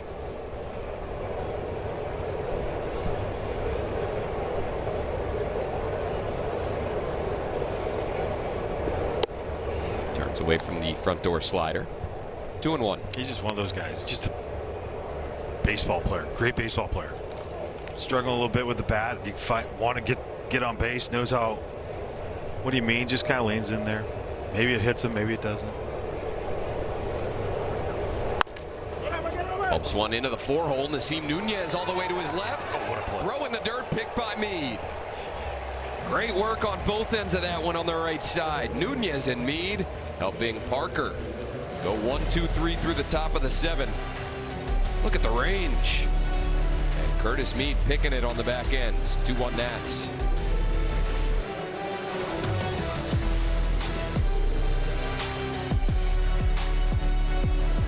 The Itch and Wrap.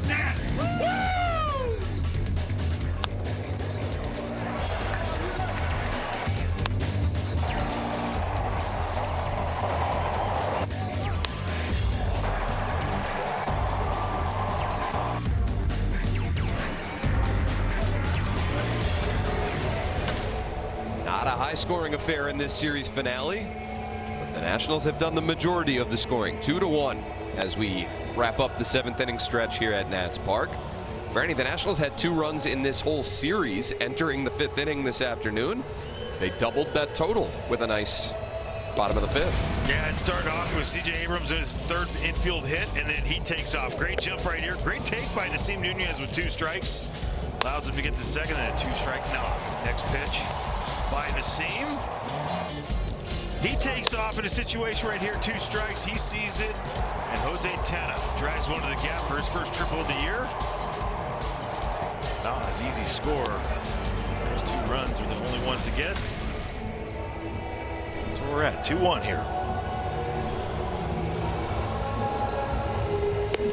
Ryan Fitzpatrick, the tall lefty, out of the Milwaukee bullpen. So Logan Anderson goes 6, allows just the 2 runs. And now Fitzpatrick to face Abrams, Lyle, and Nunez. Yeah, 3rd game of the season, 3rd game of his career now. Made his debut on the 29th. Heard 2 runners, kept them there. Change up, go figure, is going to be his #1 pitch. Slider, sinker, sweeper, 6-7, but doesn't have a lot of extension out there. Abrams swinging first pitch, grounds one into the hole right side. Covering is the pitcher, but Abrams beats him to the bag. This play by Fitzpatrick is incredible, actually. So, kids out there, I mean, back-to-back plays, you see this in the 4-hole. You see Nunez and David Hamilton on this, but David Hamilton did one thing. He just threw it right to the base.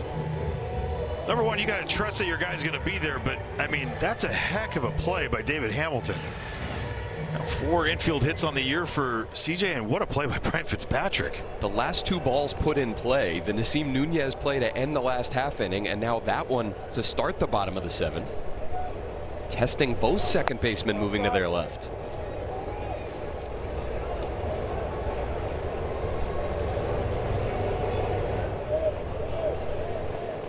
So Fitzpatrick, well done to get to the bag and pick it, but Abrams too quick. Was aboard leading off that 5th inning when the Nationals scored 2, and he's aboard leading off the 7th for Dalen Lyle, who takes ball 2. Got a little delay on that one, right? He picks up his leg, kind of pauses a little bit. Maybe a reader. Maybe not a first movement guy to go on.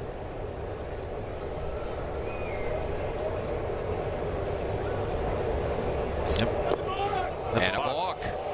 Nice job. I mean, someone had to have alerted Stu Sherwater on this one, because he was all over it from the beginning. Ball barely got into the glove of Bowers before he was indicating balk. Yep, he was leaking out. You have that imaginary 45-degree angle over to first. From that angle, you don't think much. It was all the other ones. Our angle up here. So Abrams into scoring position now with nobody down, and a 3-0 count on Dalen Lyle.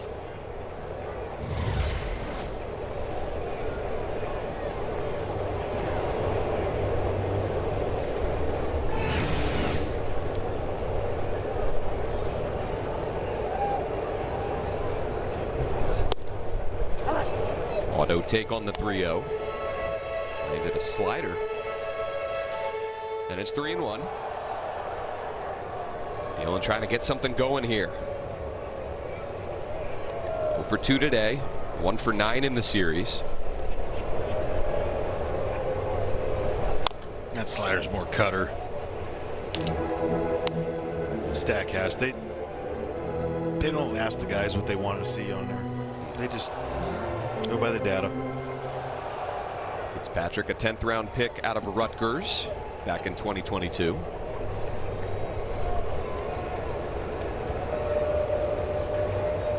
Ten games at AAA before getting called up. Had not allowed an earned run. The 3-2 to Lyle. Fouled off left side.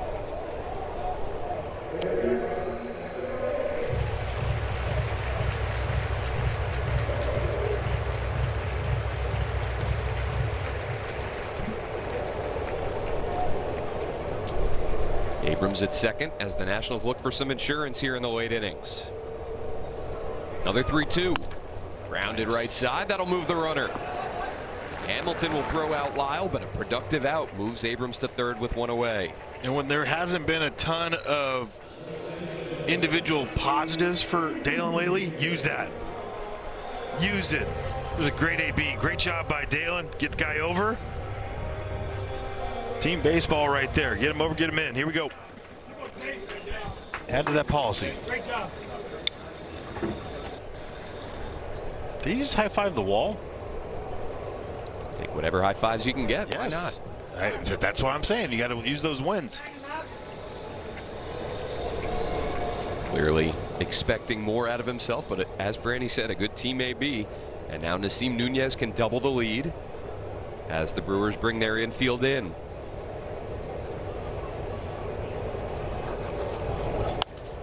Held off right side, 0-2. Nasim gave the Nationals their first run of the game, an RBI single to right center. He then scored their second run on Jose Tena's triple.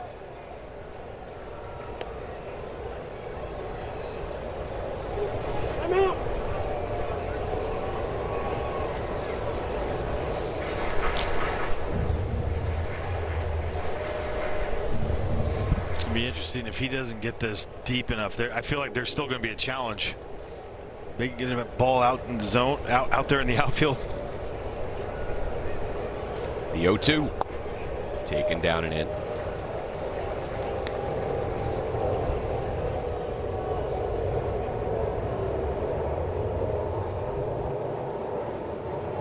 See CJ Abrams getting his primary lead off third.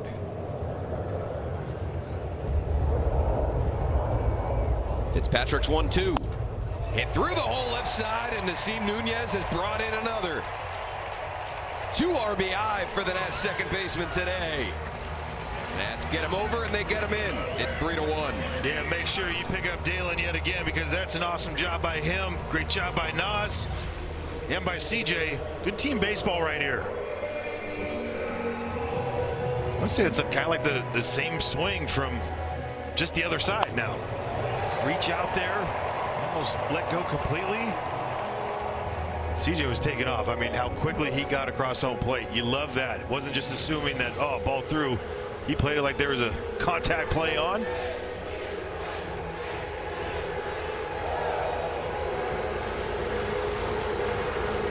So both times an infield single for CJ Abrams has sparked a rally. He's turned both of those into runs, and the Nationals have their 2-run lead here in the 7th off of some manufacturing. Brady House is going to pinch hit for Jose Tena. It's a tough league. Yeah, drive in a run with a triple. Now find a seat on the bench.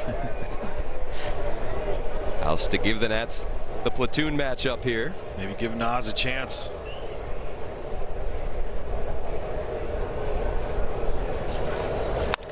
Drives one out to left for a base hit. Brady House aggressive off the bench. Singles on the first pitch that he sees. And there's 2 on with 1 out. And I was saying that too about let Nas maybe, because with the guy getting a block called on him, maybe he doesn't have that right move in there, but good job right here by Brady.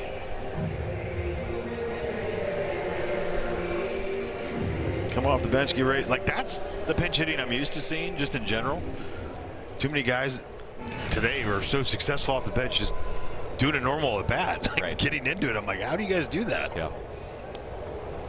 Now 2 on for Jorbit Bibas. Ground ball back to the pitcher. To second for 1. On to first, picked by Bowers. Big double play ball for Milwaukee, but the Nationals add on and lead by 2.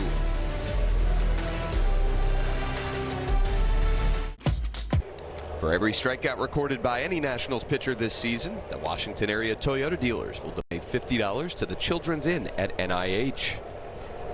We thank them. And we play on top 8.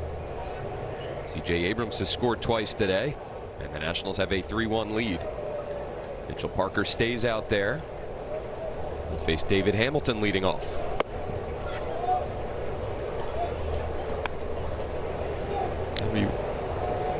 The stuff that we've seen also from Mitchell Parker this year, fielding his position, you wonder if they try to test him right here with David Hamilton taking one with him.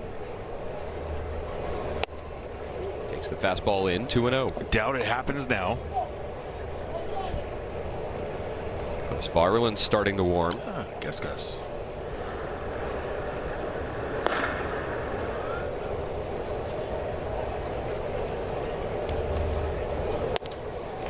Fastball in there, 2-1. Good spot.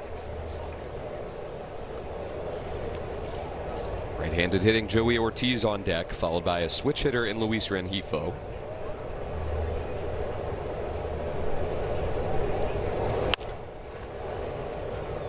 Two and two.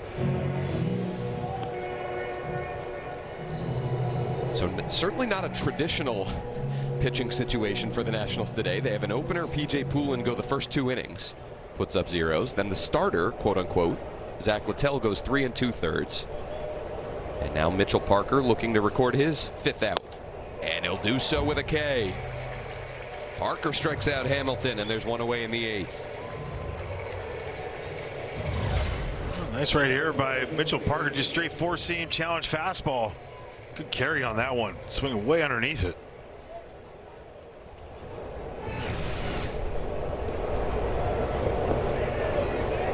Five straight retired by Mitchell.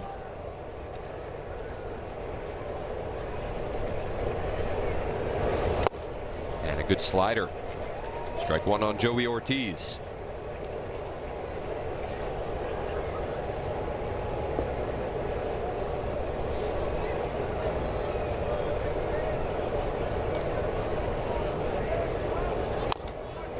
Going 2. Love seeing this from Mitchell Parker. Just the challenge. In that zone, find a way. Quality pitches.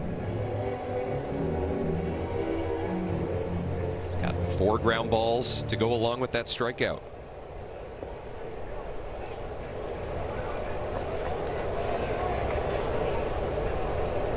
The 0-2 to Ortiz. Bounces in.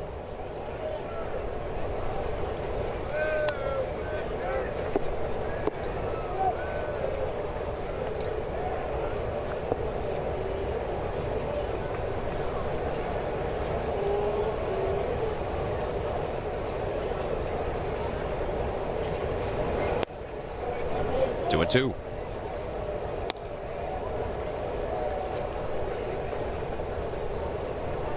Ortiz started 140 games for the Brewers last season, all at shortstop. Hit .230, 7 homers. Defense his calling card. Kind of splitting time out there at short this year between him and Hamilton. Yeah, and I feel like that's, you know, one of the biggest things. They didn't, you know, they traded away Caleb Durbin, who they had for a year, and they didn't have enough protection behind Joey Ortiz because the bat wasn't there last year. And it's not there right now. Mitchell Parker with 2 straight Ks here in the 8th. Great pitch right here from Mitchell Parker. Slider. It's a money pitch. In that spot every time. Love that look right there. So Mitchell Parker will get the Nationals 6 outs. Does not allow a base runner. And now it's Gus Varland. And that's 4 outs from a win here on a Sunday afternoon. Places. Well, for Gus Varland. Picked up his first big league save, family save in Milwaukee, then goes to Pittsburgh. No big deal. Let's get a second one. And then just a couple days ago in New York, I think everyone felt that yell right there. We did. And then he was very calm after. Love to see it. 14th game here for Gus Varland. 284, 12 2/3. You love the strikeouts. You love the walks even more. 14 strikeouts, 3 walks. Well below league average with the walk rate. Above average on the strikeout rate. Missing bats. Soft contact. Turn around the switch hitting Rengifo. And get a ground ball out to second. Nunez makes the play. And the Nats get the job done in the 8th. Lead 3-1 here in D.C. This copyrighted telecast is presented by authority of the Washington Nationals and may not be reproduced or retransmitted in any form. And the accounts and descriptions of this game may not be disseminated without the express written consent of the Washington Nationals. To the bottom of the 8th, Keibert Ruiz lacing one out to left. That ball's going to one-hop the wall. Ruiz will turn for 2. A leadoff double for the Nats catcher here in the bottom of the 8th. jumping on the first pitch from Fitzpatrick. Oh, he's been hunting first pitch. Finally doing some good damage on this one. Nicely done, staying behind it. That's getting off your A swing, not feeling for it. Great job by Kabert. Now, same thing. Get him over. Well, let's drive him in. Yeah, James Wood can get him over and get him in himself. Final out to left. Kabert back to the bag, but will not be able to tag. And there's one out.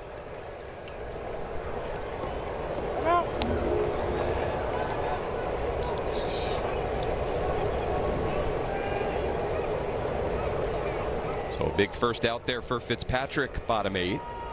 And Pat Murphy's going to come get him. It's going to be Jake Woodford, the righty, to face Curtis Mead as the Nats trying to add on. It's Miller time. Hot diggity dog, we're cooking up a special giveaway. Join us on Friday, May 15th for the Battle of the Beltways versus the O's and get an exclusive hot dog hat. Don't miss out. Relish the opportunity at nationals.com/promos. Thank you for the Supermo shot there, boys. Yeah, get a hot dog with that ketchup there. Oh, no. Dan, I need a little bit more oomph on that hot diggity dog. Well, I knew something was coming when Chip Winfield started laughing as we came back from break. All right, compose yourself. Yeah, you're not allowed to do that, remember. 3-1 Nats, bottom 8. Kabert Ruiz in scoring position for Curtis Mead, who will face the righty Jake Woodford. Yeah, nickname double. Kentucky Derby weekend. Yeah, there you go. 10th game on the season, 14 2/3, 19 hits given up. It's a lot of hits to innings. 1.43 on the whip. A lot of pitches there. Cutter, sinker, changeup, sweeper. The other two they're 2 and 1 percenters, so we drop those ones off. They don't exist.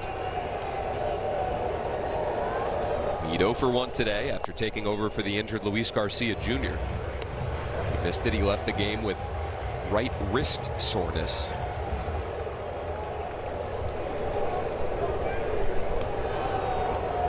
Mead a chance to add some insurance for the Nats here, bottom 8. Opposite foul. He has some good swings, man. We talk about it with Jose Tena and him. You know, I would say obviously he's had a few more starts than Jose, but like their bats that they've had consistently off the bench, they're ready to go. Whether it ends in a positive or not, it's their quality ABs consistently.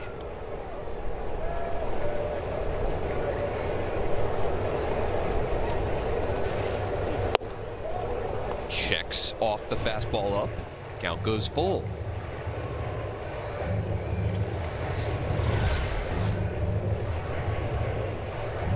Ooh, that was close. Closer than I thought. Day games, guys, with the light tone bat, maybe a little tougher to see. The 3-2. I believe that's the thing. I believe you. I believe your belief. Mead draws a walk, 2 on now with 1 out. Check this out. There has not yet been a home run in this series. The last 3-game series here in this yard without a home run by either team all the way back to June 2010.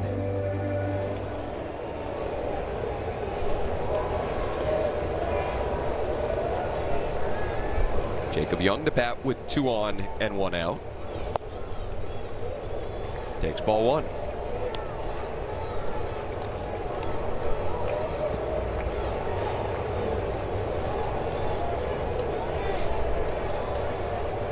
Ruiz at second, Mead at first. 1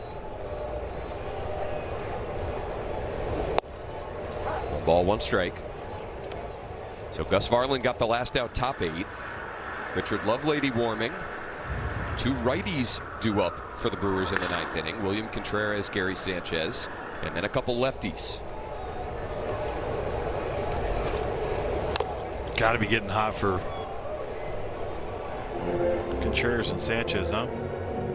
I'm kidding. Bowers and Garrett Mitchell. 2 switch hitters, 2 lefties on the bench. So you wonder if they... For Sanchez, maybe? Maybe, but he's your home run guy too, Yeah. so you're not taking the pop out. You're trying to think along with the whole thing. The 1-2. Sinker runs to the outer edge. Young down on strikes. 2 away, bottom 8.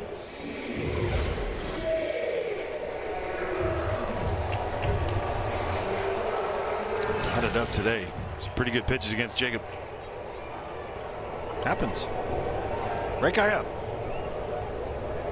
2 infield singles for CJ today. 2 runs scored. Contreras going to challenge that ball 1 call.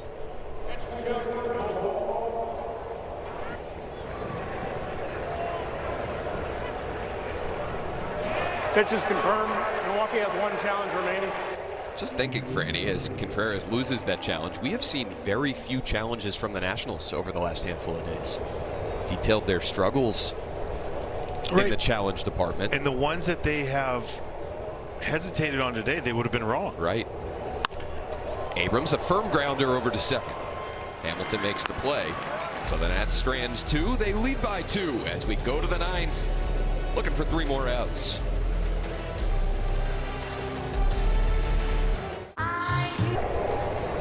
Gus Varland back on the mound for the 9th. The Nationals bullpen has had a lot of success over the last week to the tune of a 1.35 ERA. Nationals pitching coach Simon Matthews said, I think they're getting comfortable. This is a group of guys that had roundabout roads to getting onto this roster right now. And as they get comfortable with our staff and our process, you're going to really see some outstanding performances. The individual attention that they received from some superstar coaches in my office, Dustin Glant and Sean Doolittle, who sometimes don't leave the yard until a couple hours after the game because they saw something that they want to dive into, have really helped with the individualized attention and game plans. These guys are very lucky, Simon says. Dan? Simon says indeed. Thank you, Alexa. Simon says. Well, Gus Varland gets an out on 1 pitch. Got William Contreras to ground to second. Now faces another righty in Gary Sanchez. You talk about roundabout roads to the big leagues. Spencer Nussbaum wrote an article on The Athletic about a variety of Nationals players, the secondary jobs that they had to work in the minor leagues. Gus Varland had to do drywall work. Yeah, he was drywaller. It's what his dad does professionally. Gus and his brother Louie helping out Pops to try and make a little extra money while they were in the minors. And now both of them getting saves in the big leagues. Slider in there to make it 1-2 to Sanchez. He's going to challenge. Batter's challenging the strike call. Gus getting that opportunity to be getting an opportunity in the big leagues, really to stay and do all that. Pitch is a ball. That was sound of disappointment right there. Rob Drake, Yeah, Rob sorry. Drake. I'm just saying. His tone when he said, "Catch the batter is challenging the call." Now a fastball up and in, and quickly 3-1. Pitch was the ball. If Sanchez reaches with the lefty Jake Bauers due up, you have to think representing the potential tying run might be the lefty Lovelady out of the pen. And Sanchez going to challenge Batter's again. challenging the strike call. That one looked wide.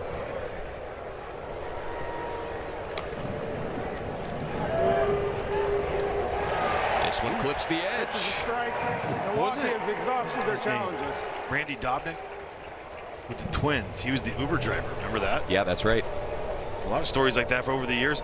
Now, I will say the minimum now in the big leagues is helpful, very helpful. Sanchez in the air to right center. James Wood comes in, loses his cap, and loses the ball. Sanchez not hustling. He will stay at first. But a ball lost in the sunshine here in our nation's capital allows the Brewers to bring the potential tying run to the plate. Well, we saw how bright that sun was earlier. Guys not seeing it. He had no the entire time. Because it's right at him, he's not assuming anyone's going to be near him to get that ball, I'm sure. But Gary Sanchez was going to be coming off the field anyways, but that is not going to be a happy manager. Varland out. Lovelady in here in the 9th. Papa John's. So Blake Perkins going to pinch run. He'll be out there for Gary Sanchez at first. And Richard Lovelady out of the Nationals bullpen. He has 3 career saves. Looking to pick up number 4. And for Richard, you look at the numbers that you're going, okay, that's high walks and all that stuff. Well, he's been really good at just coming in, kind of calming things down. First pitch strikes, right around 63% in zones, 50% of the time. So he's coming in, attacking the zone. I'd like to see it sweeper, sinker, four-seamer. Half of those 12 appearances on the season in a Mets uniform. Half of them in a Nats uni. He's pitched to a 1.42 ERA with Washington. They'll get the lefty Jake Bauers with a man on and 1 out. Now to play left side, 0-1.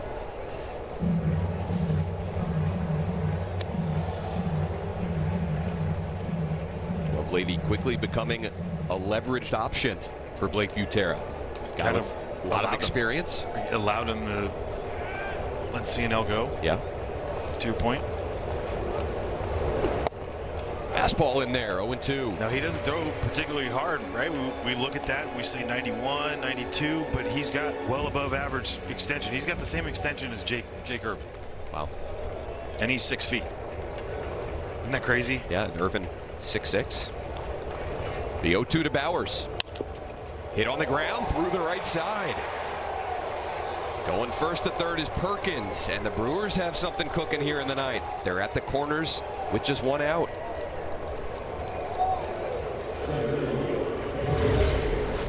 Just a perfectly placed ball right here. Jake Bauers gets around it.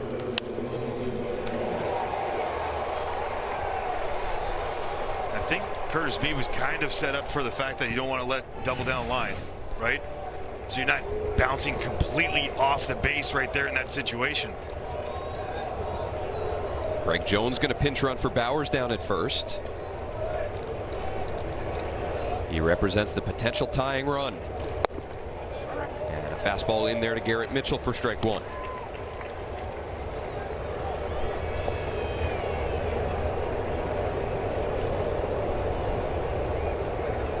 Perkins at third, Jones at first. 1 ball, 1 strike. You got to do everything possible if you are Cabert. Make sure that Bauer stays at first base. Jones stays at first base. All of this starting with a fly ball lost in the sun. Chopped right side. Nunez charging. Gloves, throws, and they got it. Mitchell retired. Perkins in to score. Jones to second. With 2 down now in the 9th. This play is ridiculous. This is not an easy play coming in, throwing it behind. His footwork, his hands, his exchange, and then the ball accuracy right here. Right in the chest of Curtis Mead. That is an unbelievable play.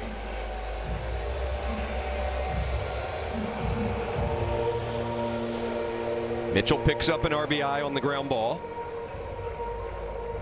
That's how many times that a hit last couple of years? Honestly, that's not, you don't. Vast majority of the time. Not taking a shot. It just, he is that good defensively at second base that he gets that ball and has the confidence to throw it like that he did. Strike 1 to Lockridge.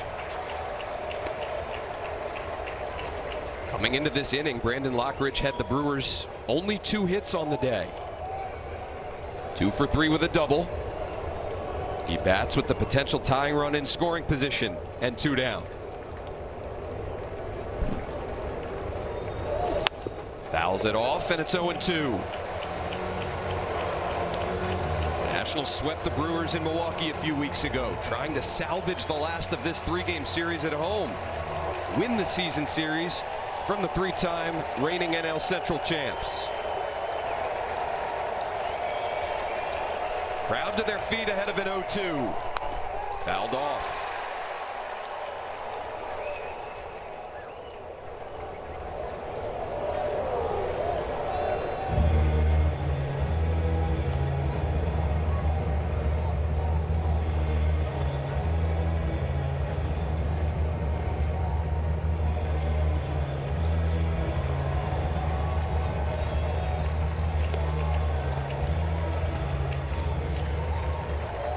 Jones, good speed down at second.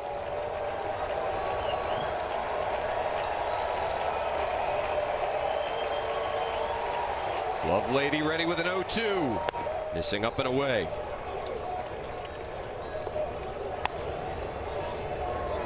You know what he hasn't thrown Brandon Lockridge yet? The grunt 90. He doesn't know about the grunt Seen 90. and heard a few of those from favorite. Richard Lovelady. The 1-2. This is in. Count goes even. What if he would have done it on that one?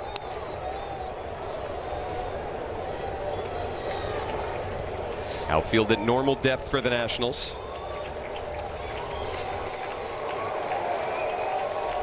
One strike away from salvaging one. Got him! There's the grunt sweeper. And Richard Lovelady wraps up a 3-2 win here in this series finale. The Nationals take the season series from the Brewers, and they pick up just their 4th home win on the season. And it might have been one of the most impressive ones based on the fact that they had played so sloppy the first 2 games. They came out and played a great game. There's a sweeper for Richard Lovelady, his first of the season. The 4th, 5th different National to have a save this year. But you look at how today went, and Logan Henderson for the Brewers was so good early on. It took an infield knock. It took a sniper to get him off the mound to allow CJ to beat that one out. Use the wheels, the game, using your legs against this team. The stolen bases, Nasim Nunez, a couple 2-strike, 2 RBI knocks. But the defense today, like, take away the sun ball in the end, they were great, and they answered the bell after Blake Butera didn't call him out. He just spoke a fact yesterday after a game. Beautiful job by the boys. PJ Poole in the opener goes 2 innings. Zach Littell really Littell was strong great. through 3 2/3. Mitchell Parker, 2 perfect frames. Gus Varland to Richard Lovelady. And how about Richard Lovelady, who's been a journeyman over the last few years? Was with the Nationals in spring training. They let him go. Mets picked him up, trade him back to the Nats, and he's become a leverage guy out of their bullpen, picking up his first save in a Nationals uni and wrapping up a 3-2 win. And Richard Lovelady down on the field with Alexa Depp. Richard, your 4th career save, your first save this season. What emotions are you experiencing right now? Just keep it rolling. We're excited. We're grinding all series, man. It's a good team over there. And just every bat, every pitch, we're trying to win every single thing we can. And that's what it shows tonight. Give some love to Naz's defense there in the 9th. What an incredible play by him. Yeah, he's been all over the place doing incredible plays all year, man. He's just an incredible athlete. And I couldn't ask for a better guy back there behind me.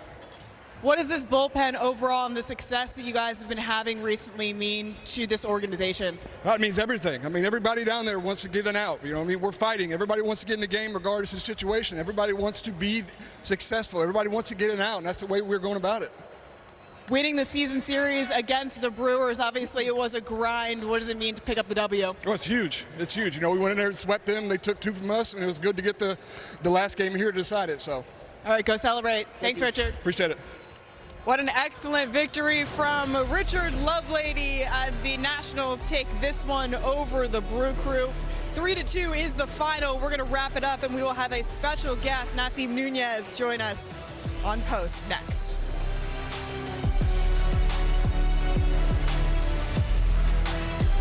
Go.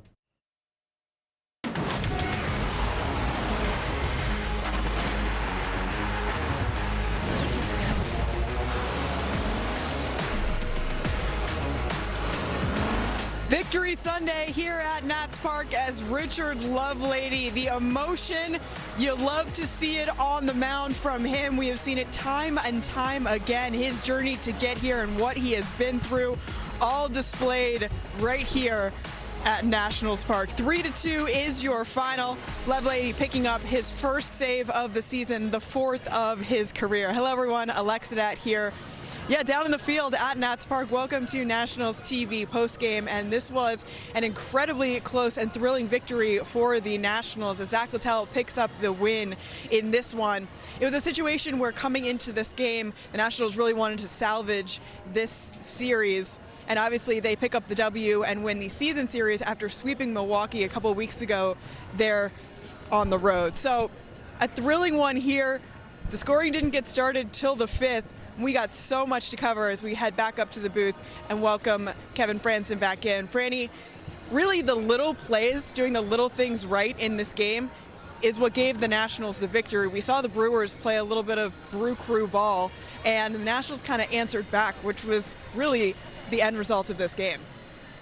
Yeah, no, they stuck with it because Logan Henderson was really good for the first few innings, and then it took a slip by him and CJ running it hard out that caused the, I guess you could say the chaos that it started, because he first base runner he gets stolen base, and then Nassim with a great 2-strike at bat right there to stay through a changeup that had been just devastating all day. Look, it's what you got to do in this game. 27 outs are hard to come by, and you got to stay with it, and we show so many different ways of how you can do it. You can do it by errors, you can do it by speed, you can do it by putting balls in play. They did a lot of it today, and I just love that at bat by Nas, because it's the first time that we saw some decent contact, enough contact on that changeup against Logan Henderson. Then Jose Tena takes that cutter to right center field for his first triple. Nassim Nunez with just the absolute perfect base running that you could have to set up that situation, and Jose Tena doing it. Look, those are the situations, right? Then you get Bibas that gets jammed and doesn't get the runner in from third, and those are those ones that you do. You want to take out every positive that you possibly can, but against the Brewers, you have to add on, and luckily they added on later, but that would have been such a huge third run to get in that situation. Fortunately, it didn't happen. They got one later. That's how you play baseball. So, Brady, you were talking about how impressive Nassim Nunez was there offensively, and you loved that play defensively in the 9th. Such an incredible play, so tough to make. So what was more impressive, his offense or his defense? The whole game. I mean, it's exactly what you want from your guy, and he brings it defensively in so many ways. The play in the hole, to end the inning in the 7th was as good of a play as you're going to have from a second baseman in that situation. But you got to, a team that's not scoring in the last couple games, you got to get some knocks. So let's lean on the offense. I mean, that's an incredible thing to get the two-strike knocks, to elevate his RBI total, and then the defense. This play right here against Garrett Mitchell, who can run, flat out fly to make the exchange. And for Brewers fans, they're used to seeing that from Bryce Terang's second base play. Well, the Nats get to see it out of Nassim, and the fans, I hope are understanding how much of a huge asset he is defensively for this team, and then he's come up big with some big hits later on. Franny, it's not often that we highlight a 7-pitch ground out, but that's exactly what we're going to do with Dalen Lyle, because for a guy that hasn't found as much success as he would like at the plate, maybe going through it just a little bit, you mentioned celebrating, ground outs, productive ground outs like that. Why was that at-bat so successful and impressive for you? I mean, you got to add to the policy and to allow that guy to get to third fewer than 2, and you got to find huge wins, and these are huge wins. A left on left, stay in it, never faced him, but just do enough to get that guy over. That's team baseball. And whether or not that's going to go against you, Ryan Sandberg, the late Ryan Sandberg was one of my favorite managers I had in the minor leagues, and he talked to us about that stuff. It's like giving yourself up in those situations, non-sacrifice situation. You're 0 for 1. That's great. He goes, it's better for your team, and over time, those are going to come back for you as a good teammate stuff, and playing the game. But it's more or less is going to play for more wins on your side, and you look up at the end of the year, your numbers are going to be there because of stuff like that. And for Dalen Lyle, take this as a huge win. He's been grinding. He's been swinging through some fastballs more than we've ever seen. But guess what? That that's a positive, and you keep rolling with that. Brandy, one more before we let you go. We obviously saw the save by Lovelady and the bulk innings by Zach Littell, which was great as he picks up the win. But how about PJ Poulin opening this one? You know, he faces 8 batters over the 2 scoreless innings, and the 1-2-3 first inning was incredible. Stranding 2 runners in scoring position, obviously there in the second, was huge too. What stood out to you about him? I think exactly what he talked to you about before the game, which is just, you see a guy that doesn't take it for granted that he's here and getting these opportunities, and it just like it was the perfect quote that he was telling you, right? Like, I'm excited that they're giving me this opportunity. You see that from him. It's not someone that, you know, is saying it and you're like, okay, just run with it and we'll see what happens. That's who he is. And so, like, it just matches the way that he goes about his business on the mound, right? Is that great, you know, just understanding and appreciation for what he has in this moment, and he goes out and does a great job for the Nats yet again. In his 6 1/3 innings as an opener, he's got a 1.42 ERA. That's pretty impressive. That'll play, Franny. Thanks so much for hanging with us on Postgame. Yeah, thanks. Okay. We'll be back on the other side when we return. We're going to have Nasim Nunez join us, talk about a pair of RBI singles and an excellent defensive play he made in the 9th. You will hear it from the man himself next.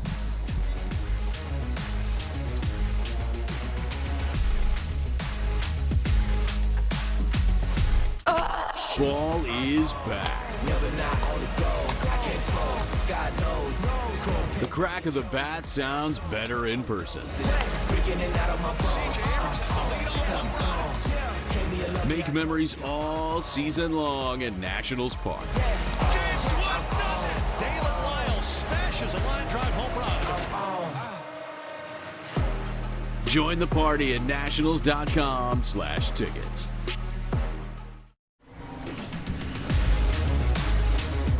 Big victory for the Nationals, 3-2 over the Brewers. They take the season series after going to Milwaukee and sweeping the Brewers in a 3-game set. As we welcome in Nasim Nunez to the show, 2 for 3, pair of RBI singles, looking good defensively as well. Nas, let's go ahead and start with that 9th inning. Walk us through that defensive play. We were just highlighting it with Kevin Franzen on the broadcast. What did you see there that allowed you to make that play? Honestly, I didn't see a thing.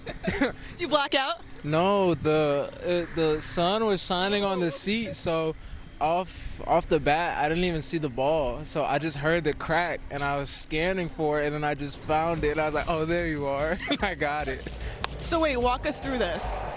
The hit, honestly, I'm glad he threw a changeup because his fastball is really good, so I was honestly looking for the fastball, but you know how it is in baseball. When they hang a changeup and you're looking for the fastball, you're going to be slightly out front, so it dropped right in there. And then there's the defensive play. You were blinded by the sun. That one I was not. I thought we were talking about the other one. Okay, so no, that one was cool. That one I told Mita I got everything to his right, so I had to keep my word, and I just went and got it. Unbelievable for you offensively and defensively, a well-rounded game. What does it mean for you when you can contribute in that way? It means a lot. You know, Blake and MJ just asked me yesterday what kind of player I wanted to be, and I was like, I want to be a winning player, and that means at any cost. So it's always good when you can help the team win. When you're out in the field and you watch what your pitchers are able to do on the mound, like what you saw today, especially, you know, overall, they've really been strong. What does that mean for you in the field to be able to kind of sit back and see that? You know, it just makes me even more hungrier because they're doing their job, and I want to help them feel more confident to continue to throw strikes and just let the ball go into play. You know, I want them to feel like I can put this here, and if no matter how hard the ball's hit in our infield, we're going to make a play. And I think that's what everybody on the field wants to do. Yeah, absolutely, especially when you see the emotion coming from guys like Gus Varlin and Richard Lovelady. Where do you think that emotion's coming from? That's pure soul. That's just who they are, and I love it. Like, when they're up there hyped, I'm like, for sure, I want to get hyped with you, so let me go do what I got to do. Are we going to see any of that hype from you when you steal another base? Because you've been so good at that so far this year. Based on, I'd be kind of chill. Until I get close to some records, then I might get hyped, but that's still no promises. No promises, I get it. It has been so fun to watch you, Nas. So much, success. Thank you so much for joining us today. Appreciate it. For having me. Yeah, absolutely. All right, we're going to hear from the manager, Blake Butera, on the pitching staff. He's speaking with the media in the press conference room. Yeah, that was awesome. Every single guy on the mound today threw the ball extremely well. It makes it that much easier for us when those guys come in. None of them being easy spots, particularly, and to pound the zone and have the success that they did, especially in a tight game like it was today, huge for us. What was Zach doing today that allowed him to bounce back from the last 3 starts, particularly? I think he just did a really good job of living on the edges, not really leaving pitches over the middle of the plate. Also, he was ahead a ton, threw a bunch of strikes, which he always does, but I think he did a really good job of missing barrels by not missing over the heart of the plate. You mentioned that frustration was kind of the prevailing emotion for Littell after his last few starts. What do you feel like was the prevailing emotion when he came out today? I think a sigh of relief. Probably haven't had a chance to sit down with him and talk through how he's feeling right now. There's obviously a lot of moves after that we had to make. But no, just seeing him have success today and look like the pitcher we expect to have and see the rest of the year. It was good to see him out there having success, getting guys out, and just doing his thing. What were some of the things that you all worked on with him in between starts that you saw translate well today? I think the biggest thing was some, maybe some sequencing. Honestly, it wasn't a ton. I know he was working on a couple minor things mechanically, but it's more so just mentality of living on the edges, not leaving pitches over the center of the plate, and mixing speeds. And I thought he did a really good job of that. You mentioned last night wanting to change up some of the pregame work to help with some of the defensive errors. Was the work you guys did this morning a reflection of some of the changes you guys made? Yeah. I think you probably saw we did something a little bit different today before the game. Maybe a little bit less reps and more focused on specific situations and more game-like, where we had a stopwatch going. Guys had to make decisions in the moment. Just some things, and our whole goal here with everything we do is to make sure our practice is harder than the games. That way we challenge these guys, when it doesn't necessarily count. That way when they get in the game, it almost feels a little bit slower. A successful afternoon as the Nationals score 3 runs on 7 hits, and they win it. 3-2 is your final. We'll be back to get you set for the homestand as it continues on Tuesday next.